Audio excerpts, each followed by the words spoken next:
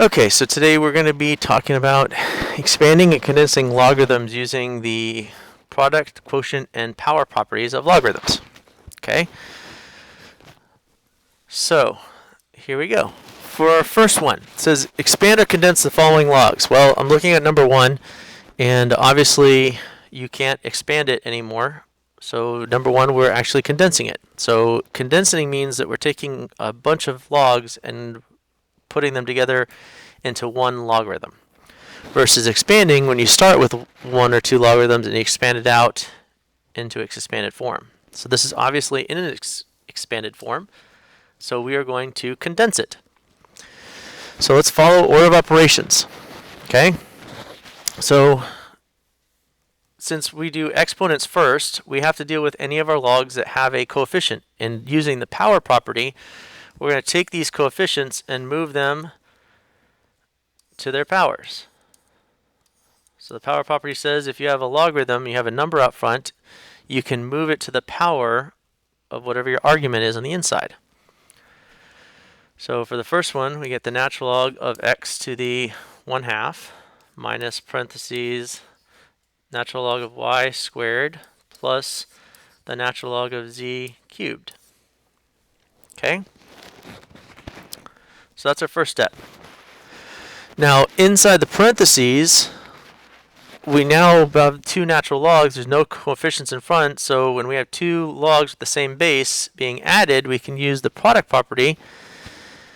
Also, the 1/2 power is the same thing as a square root. So in this step, I'm going to change this to the square root of x minus, and this is going to condense to one log of y squared z cubed. Okay? So the use of product property to put those two together. Now I can deal with the natural log of the square root of x minus the natural log of y squared z cubed. Since there's subtraction here and both of my logs have the same base, the natural log, with base e, I can use the quotient property and put those two together by using division.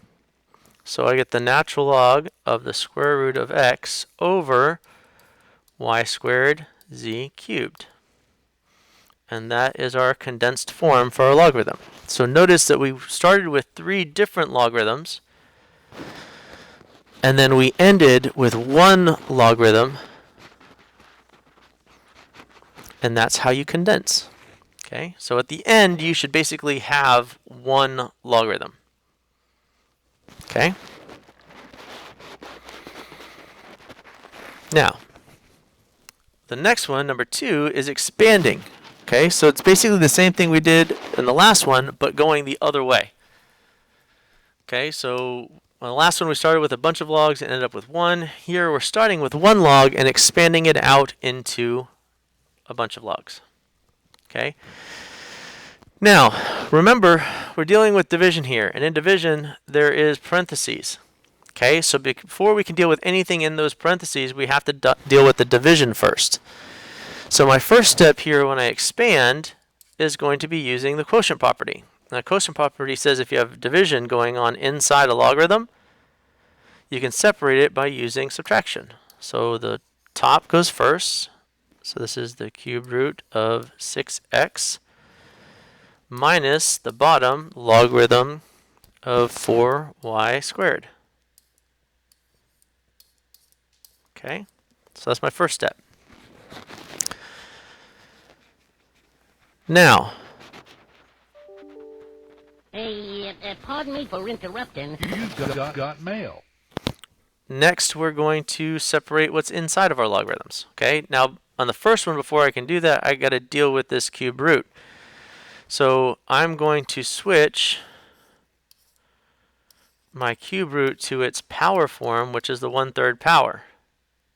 Okay. Now I'm also going to keep, when we started off, the bottom was in parentheses and the top was in parentheses. So I'm going to use those parentheses and keep them kind of there so that when we finish, we still have our top and our bottom. So minus, and I'm actually going to split this while I'm doing the other one. So I changed this to the 1/3 power, but I'm going to actually split up. Since I have 4 times y squared, I can split that up as the log of 4 plus the log of y squared.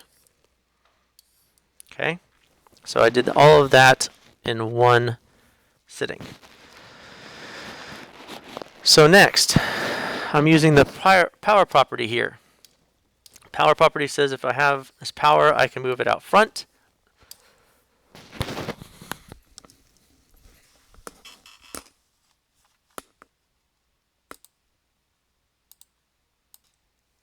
Okay, so we're going to move that power out in front. So we have 1/3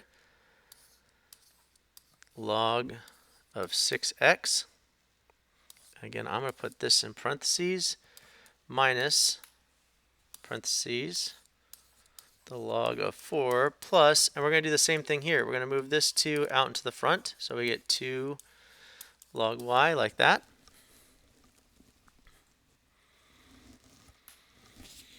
And then my last part, since my second part is all expanded, the last thing I have to do here is expand this 6 times x. So we finish with 1/3 the log of 6 plus log of x minus parentheses log 4 plus 2 log of y. And that's our complete expanded logarithm. Now, there are some that would actually distribute this 1/3. It would have the 1/3 in front of that one and in front of that one. But what that would do is if you had it that way, when you finish at the top, you'd have the cube root of 6 times the cube root of x. But we want the cube root of 6x altogether, and that's what this represents here. Since the parentheses are here outside, you're going to add the 6 and the x. Pardon me for interrupting. Since these parentheses are here, we want to put the 6 and the x together and then move the 1/3. So make sure that whenever you're finished, it could get you back to what you started with. Okay? All right, so number 3 is definitely an expanded form, so we're definitely going to have to condense it. There's basically nothing else that we can expand out, so we're going to have to condense it. So we're going to start with parentheses, order of operations. Okay? Since we have this 2 out front here and this 2 out front inside the parentheses, we're going to have to do the power property first before we can do anything on the inside. So our first step is just moving our powers.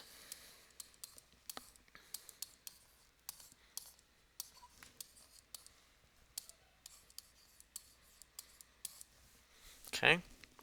Because you can't do the product property or the quotient property unless the logarithm has no coefficient in front and has the same base. So now that my ln inside here and here have no coefficients and have the same base, we can now use the quotient property to actually put them together. Okay? So we get 2, and then this is the natural log x squared over y plus 3 natural log of z divided by w squared. Okay, so the first one goes on top minus the second one goes on bottom. Now, before we can add these two logarithms, we got to take care of that power out in front.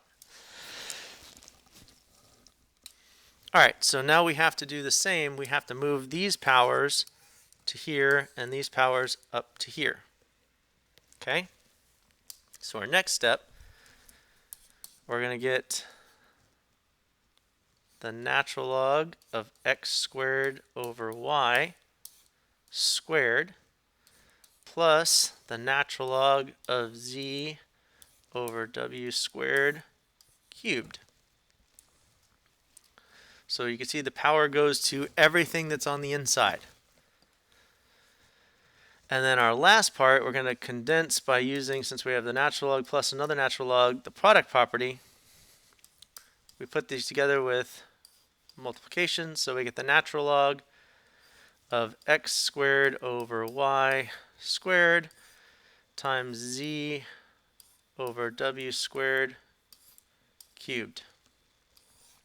And that's our final log. Okay. That one's a little more involved. Okay. And then our last one, number 4. So we're going to start, we got to expand this. It's already in its condensed form. So we have to expand it out. So again, remember there are parentheses on the top and the bottom. So our first step is going to be dealing with the division. So we're going to split it up into 2 using subtraction. So log base 5. And it's going to be x squared square root of y minus log base 5 of z cubed. Okay?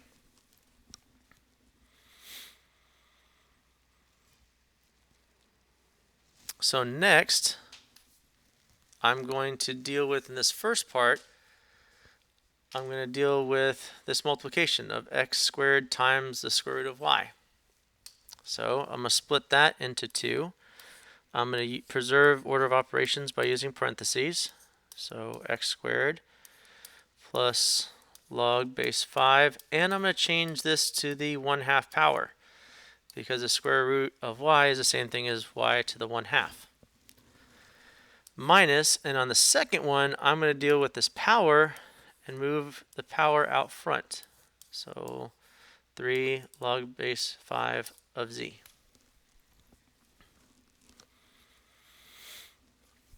So my second part after the subtraction is all expanded. So we just got to deal with our first part now and do the same thing we did in the second part, which is deal with these exponents. We're going to move those exponents out in front.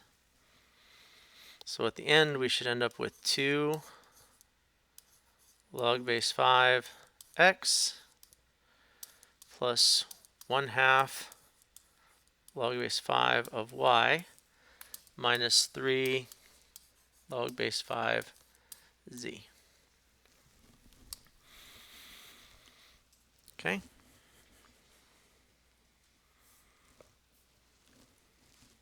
All right. Now, the last part we're going to talk about today. It says use log properties to simplify and then solve for x. Okay, so we're kind of going to use what we've been doing in its basic form to actually solve. Okay, so I'm going to condense both sides. So for this first part, this 2 log of x, I'm going to use the power property and move the exponent.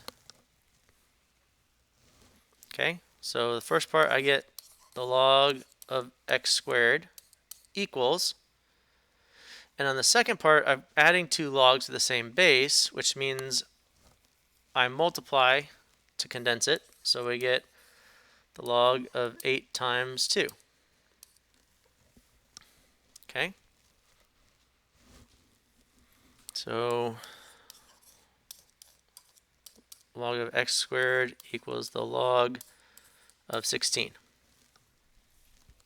Okay. Now there's 2 ways to do this, to solve. Because I'm trying to get, when you say solve for x, basically what we're saying is we're saying isolate x, get x by itself. Okay. Now there's 2 ways of doing this. And we'll talk about both of them.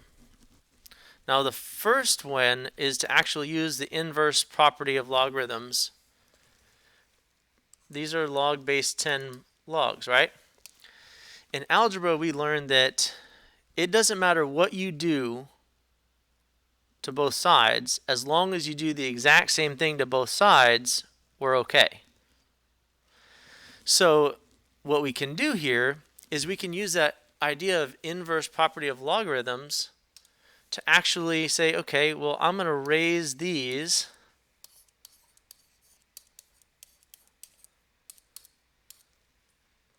both to the power of 10.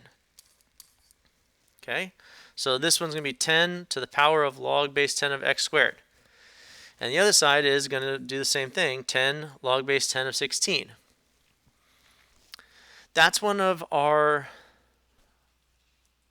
inverse log properties. And it says specifically, if you have a to the power of log a of x, you get x. So using this property right here for this, what I've just now done is I've gotten rid of our log base 10. So on the left side here, all I'm left with is x squared. And on this side, I'm left with 16. And now I can very easily solve. You take the square root of both sides and you get x is plus or minus 4. Okay? That's one way of doing it. Now, there's the shortcut to doing this. Okay? But you got to think about it. This is one of those logic and reasoning things. So I'm going to start here, basically at this point, and I'm going to go, okay, I have this. I have the log of x squared is equal to the log of 16. Okay, so let's talk about this. Equally means in mathematics basically the same. So what this is saying, this statement is saying that the left side equals the right side. Well, if that's a true statement, and both these on sides have this, the log of x squared has to equal the log of 16, right? If those two things are equal, the only way for this to be true is if x squared is equal to 16. So if this and this are the same or equal, that means for it to be true, this and this also have to be the same or equal. So using that kind of idea, we say we can drop our bases because it's basically the same, and we end up in the same exact spot as x squared equals 16, and then x equals plus or minus 4. Okay? So when we deal with logs like this, if we can get both sides to having one log and then be the exact same log, that means whatever's inside also has to be exactly the same, and we can do what we call dropping the base and then solving for x. But it has to be identical. Okay? This is that logic and reasoning part of math.